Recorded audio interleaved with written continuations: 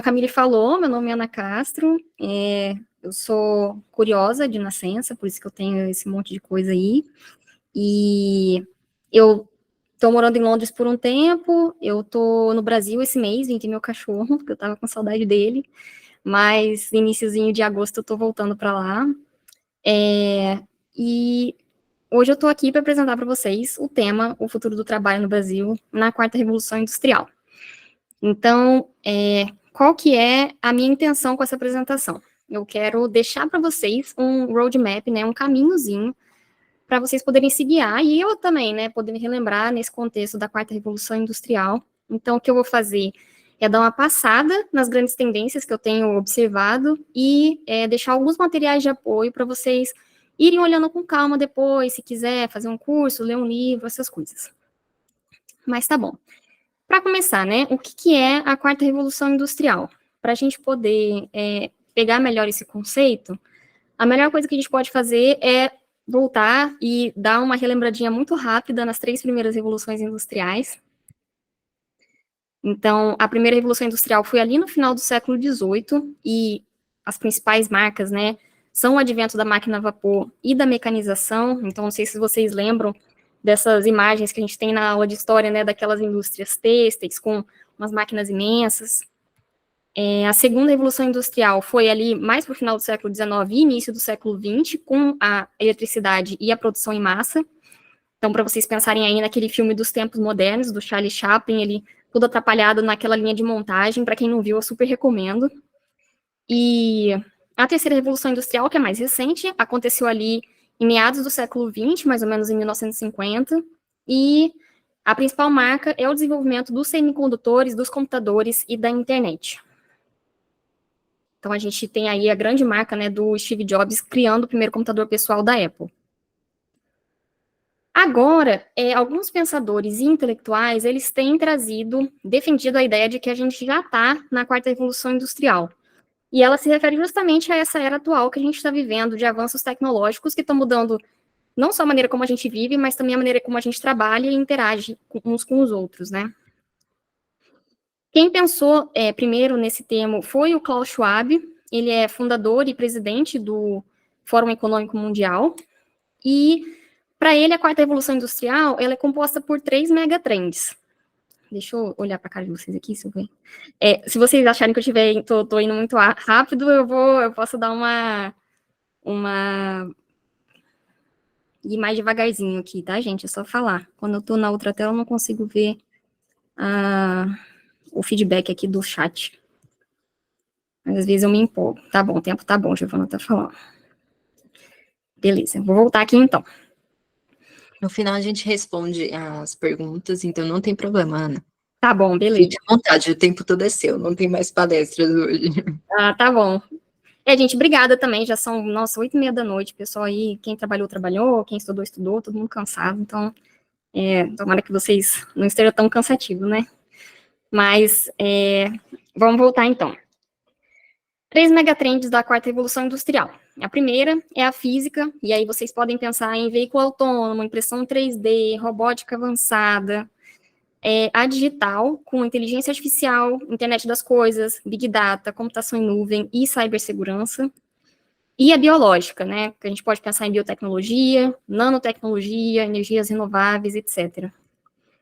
E existe também a convergência, né, a mistura de 1 ou 2 ou 3, todos os fatores de uma vez só, integrando essas tecnologias. Então, a gente pode ter uma combinação, por exemplo, de Big Data, inteligência artificial e robótica, e esses tipos de combinações podem levar à automação de vários processos. E é isso que vai trazer a gente agora, aqui está a fontezinha que eu separei, né, se vocês quiserem procurar e se aprofundar no tema, que é o livro A Quarta Revolução Industrial. Mas essa questão da automação, né, que é uma das grandes preocupações que a gente tem hoje, e quando a gente fala de futuro do trabalho, eu quero especificar mais essa questão do futuro. Que futuro que a gente está falando, né?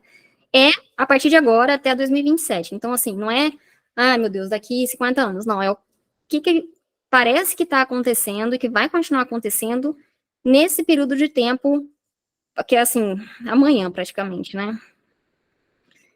Então, com relação à automação, existe esse medo de uma automação generalizada de empregos. Sempre que acontece alguma mudança tecnológica grande, ressurge esse tipo de pensamento, de comentário, de filosofia. E, na verdade, hoje, com a questão da quarta revolução industrial, a tendência é que, na realidade, partes do trabalho sejam automatizadas, enquanto outras continuem precisando do trabalho humano. Então, não é uma questão de uma destruição em massa de empregos. Não é isso que a gente percebe ou vai perceber nesse tempo. Na realidade, é justamente isso. Algumas partes, sim, vão ser substituídas, mas não vão ser as profissões como um todo, né? Uma parte daquilo a pessoa vai conseguir fazer usando ferramentas e outra parte vai continuar precisando de uma mente humana trabalhando aquilo ali. O que isso vai acarretar na nossa vida? Já está acarretando, né? Todos nós, a partir de agora, a gente vai precisar aprender coisas novas constantemente. É o que já tem sido falado já tem um tempo, né, e que agora continua mais forte do que nunca, que é o lifelong learning, ou aprendizado contínuo, hashtag aprendizado do berço ao caixão, né?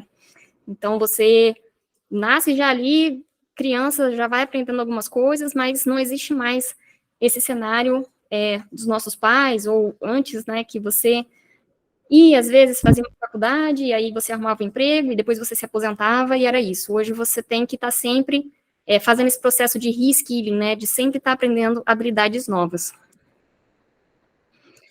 Nesse contexto, a grande sacada é você aprender a aprender.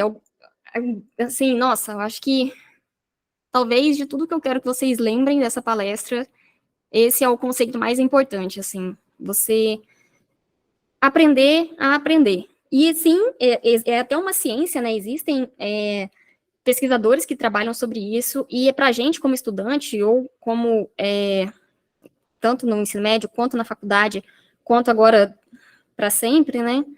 São dicas que vão valer, valem ouro, assim, para nós, né? E tem duas pessoas que eu queria, se vocês ainda não conhecem, eu queria apresentar para vocês. O primeiro é o John Gabriele, que é professor de neurociência cognitiva no MIT, e a grande dica que ele dá é para a gente fazer testes práticos. Como assim? Ele vai dizer assim, tá saindo de fora do... Se você estudar o conteúdo uma vez e estudar ele de novo, é melhor do que você estudar uma vez só. Isso é óbvio, né? Todo mundo acha a mesma coisa. Só que uma coisa que a gente pode não pensar é o seguinte: se você estudar o conteúdo uma vez só, e depois você fizer uma prova prática daquele conteúdo, é melhor do que você estudar o conteúdo duas vezes, fazer aquela revisão. E isso mesmo se você der as respostas erradas na prova.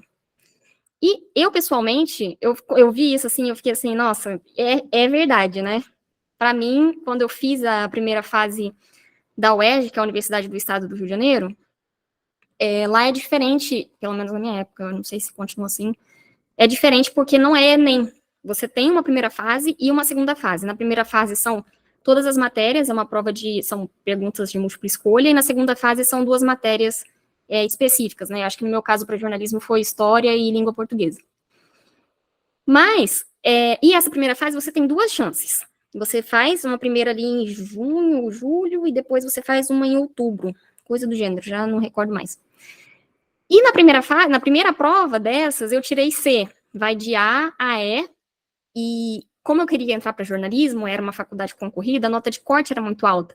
Significa que se eu não conseguisse tirar A nessa prova, eu estava fora automaticamente, porque não tinha como eu entrar com menos do que isso, né?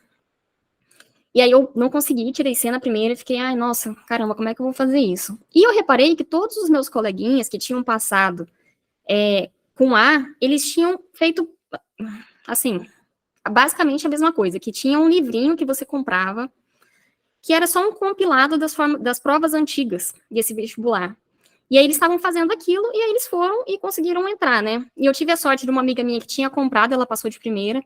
Ela falou assim, poxa, Ana, você não quer, não? Aí eu peguei pra mim, e a partir daquele momento eu comecei a fazer uma prova de vestibular todo final de semana. E aí, 2, 3 meses depois, eu consegui fazer a prova e consegui tirar A. Então, isso tudo para reafirmar essa questão, né? Que se você, em vez de você pegar o conteúdo e ficar ali, como eu fazia muito, né, assim, faz um resumo, daí faz o resumo do resumo, e fica ali revendo aquilo. É mais fácil você pegar e colocar aquele assunto na prática. Você vai aprendendo, até mesmo com os seus próprios erros ali, você já vai sedimentando esse conteúdo, né? Aí tem aqui a palestrinha, é um vídeo no YouTube, que é a entrevista dele falando sobre esse assunto. E a próxima pesquisadora é a Carol Dweck. Ela é ótima também. Ela é professora de psicologia em Stanford, e o core do trabalho dela, né, a parte principal, ela fala sobre essa questão dos tipos de mindset. Ela vai dizer que existem 2 tipos de mindset, o mindset fixo e o de crescimento. No tipo de mindset fixo, a pessoa acredita que as características delas são inatas, que elas são imutáveis. Ela nasceu daquele jeito, ela vai morrer daquele jeito, ela não consegue crescer dentro daquilo ali, né? E no mindset de crescimento, a pessoa acredita que as qualidades podem ser desenvolvidas por meio do esforço. Isso em qualquer área da vida. Mesmo assim, desde aprender uma língua nova, ou aprender um conteúdo de uma matéria, ou até mesmo aprender a se relacionar, aprender a cozinhar, tudo. Basicamente, ela diz que se você acreditar que você pode aprender, você de fato aprende. Só que você realmente tem que acreditar em você mesmo primeiro. Isso, assim, parece conversa de autoajuda sem muito sentido, assim, uma coisa meio vazia, mas eu quero muito que vocês vejam a palestra que ela deu, é um TED Talk que ela fala, né, do poder de acreditar que se pode, e para mim também foi um divisor de águas, e uma coisa assim que é um antes e depois de ter conhecido o trabalho dessa pesquisadora. Então, vou deixar aqui para vocês darem uma xeretada depois. Eu falei no início que a tendência é que exista uma automação de partes do trabalho, mas que outras partes continuem sendo feitas por pessoas. No entanto, alguns empregos, como eles são compostos, na sua grande parte, por trabalhos cognitivos que são de repetição, esses trabalhos cognitivos de repetição é o que a tecnologia de hoje consegue fazer. Então, trabalhos de colarinho branco, né, que são ocupações administrativas, são a grande exceção a essa regra, e isso significa, então, que não é um bom lugar para você estar ou se investir para estar daqui para frente. Empregos como escriturário de entrada de dados ou secretariado administrativo e executivo são vagas que estão realmente ali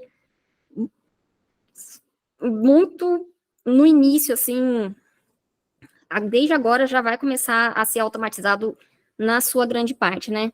Mas existe esperança, eu vou falar disso um pouquinho mais tarde.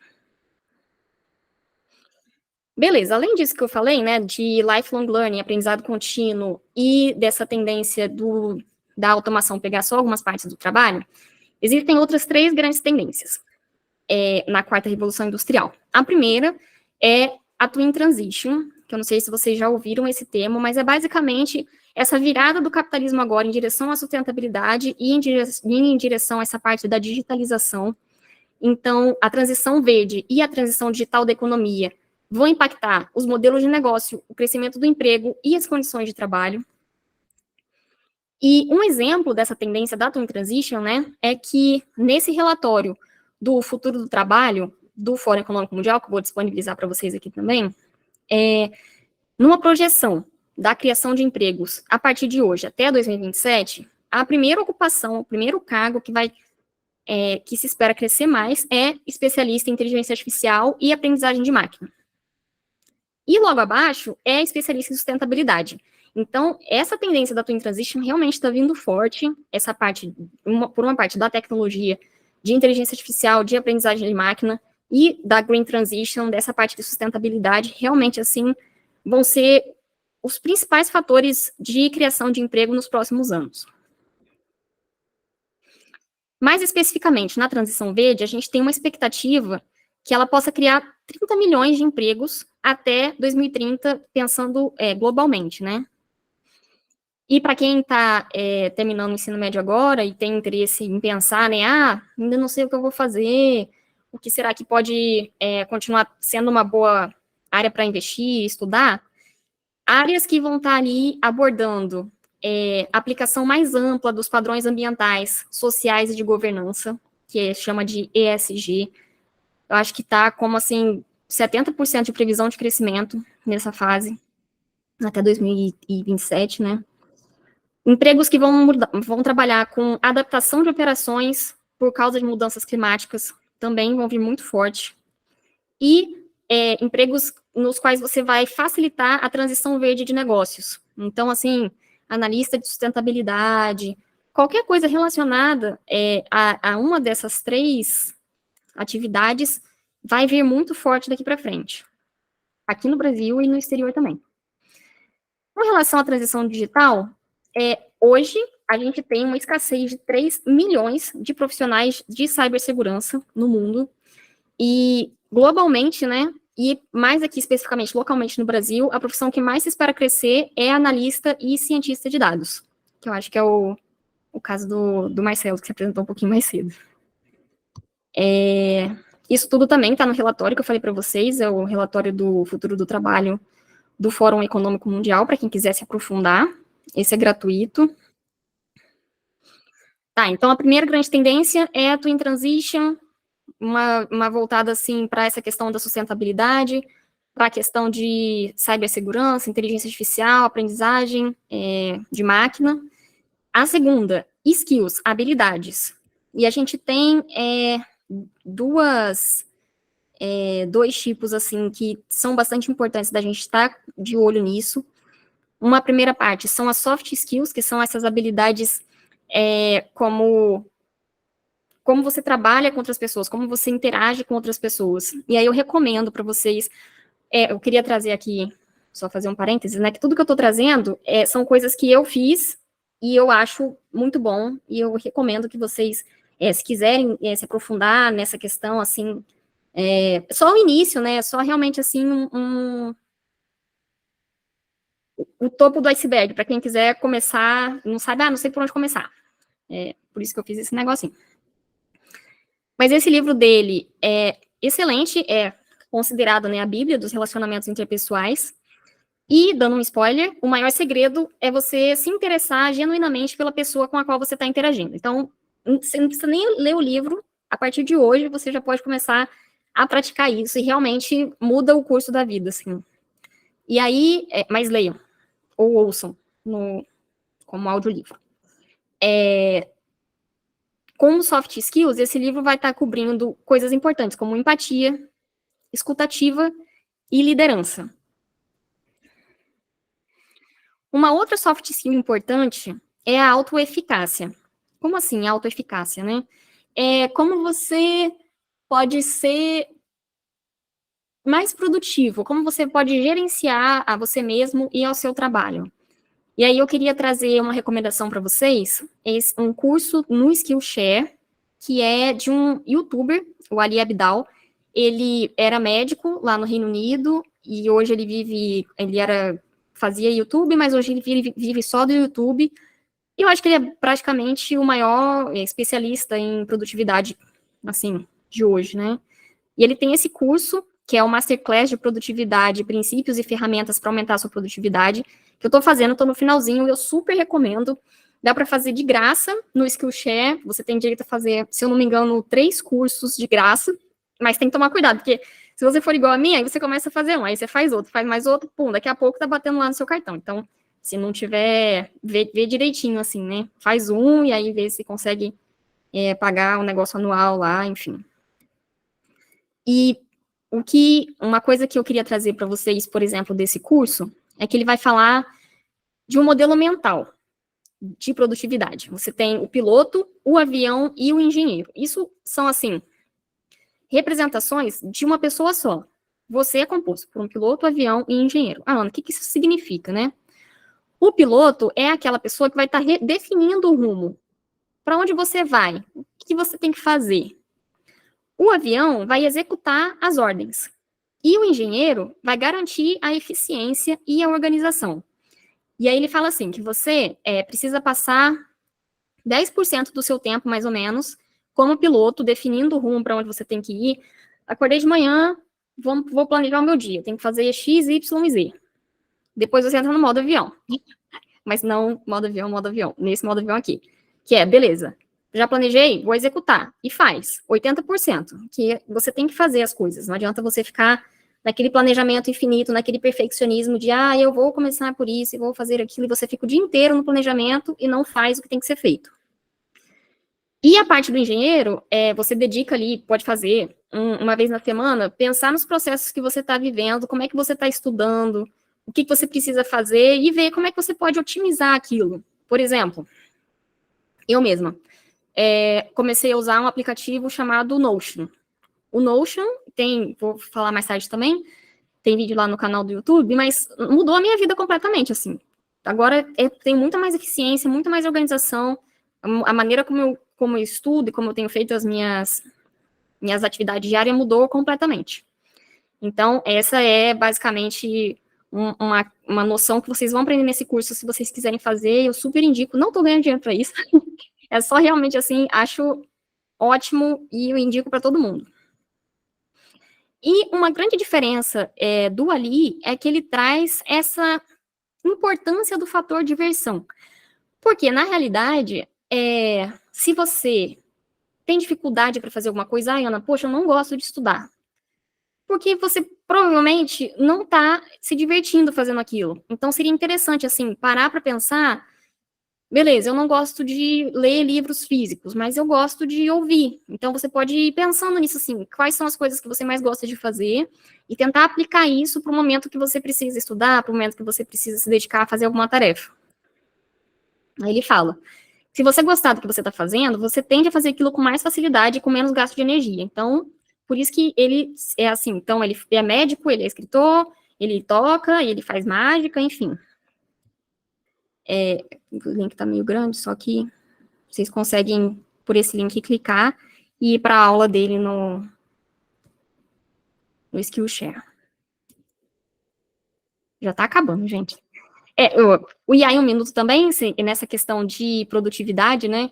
A gente lá, nesse canal, mostra para vocês formas como interagir com os Large Language Models, né? Que são os modelos de linguagem como o ChatGPT, o Bard, todo mundo, de maneira eficiente. E também tem alguns outros hacks de produtividade usando inteligência artificial. Vou deixar aqui o linkzinho do YouTube para vocês visitarem depois.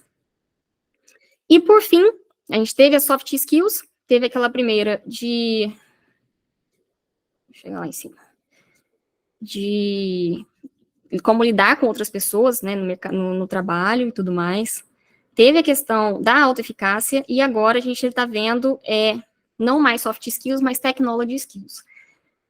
A partir de agora, vai ser importante a gente aprender, ter essa habilidade de interagir com programação, né? Não só para as pessoas de tecnologia, mas para o pessoal de ciências sociais também, para o pessoal, assim, para todo mundo no geral, é importante ter esse tipo de conhecimento. Usem tudo isso que eu falei antes para encarar isso como um desafio que vai ser legal. Olha, é uma coisa assim que não precisa ser chato, não precisa ser difícil, é só você encarar com olhos positivos, lembrar dos ensinamentos da Carol Dweck, lembrar de como que você aprende as coisas e partir para cima disso aqui, que vai ser tranquilo. Ana, por onde eu começo? Eu recomendaria começar pela linguagem de programação Python. Por quê? Existem algumas pesquisas que mostram que ela tem a capacidade de aumentar o valor da sua atividade, né, em vários ramos da indústria, para várias profissões.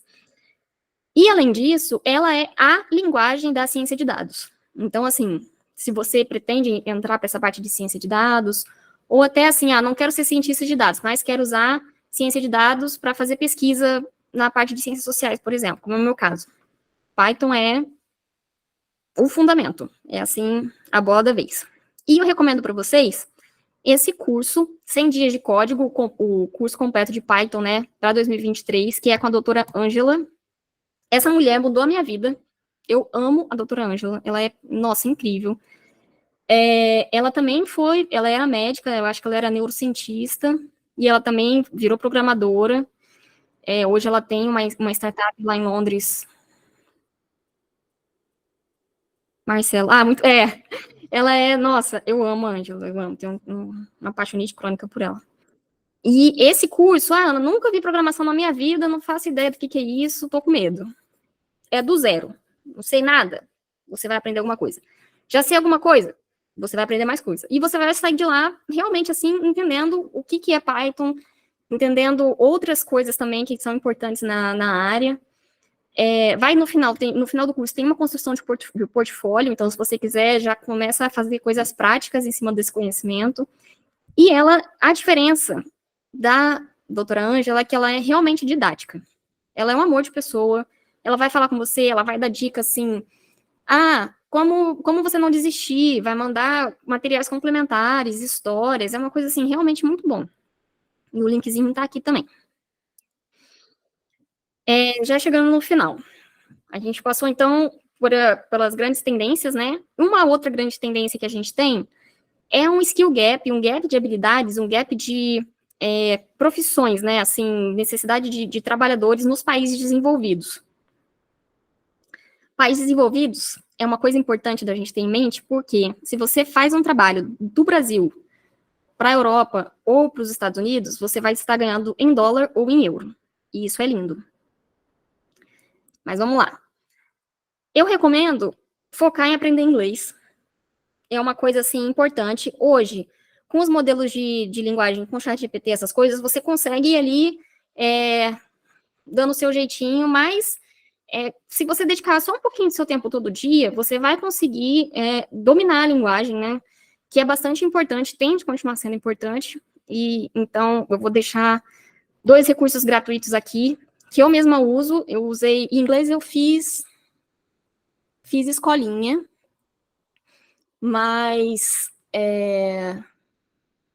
foi ótimo também, recomendo, mas assim, eu acho que dá para você aprender línguas sem precisar gastar dinheiro. Então, estou aprendendo francês, né? Estou fazendo Duolingo, já consigo ler livro, consigo ver vídeo, entender o que as pessoas estão falando, tá aqui o linkzinho também, de graça, maravilhoso, faço um pouquinho todo dia, recomendo, para qualquer coisa. É uma coisa que você coloca ali umas gotinhas todo dia e no final do ano você tem já um montão. E tem a Fluency Academy também, que eu gostava de ouvir podcast deles, né?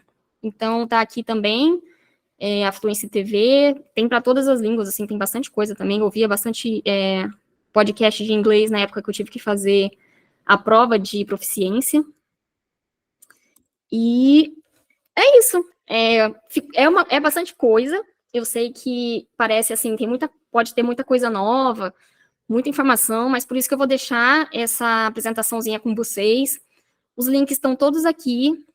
Se vocês quiserem entrar na comunidade do Discord lá, do IA em 1 minuto, a gente vai receber vocês de braços abertos, a gente está sempre trocando ideia. E eu espero que possa ter sido útil para vocês essa apresentação.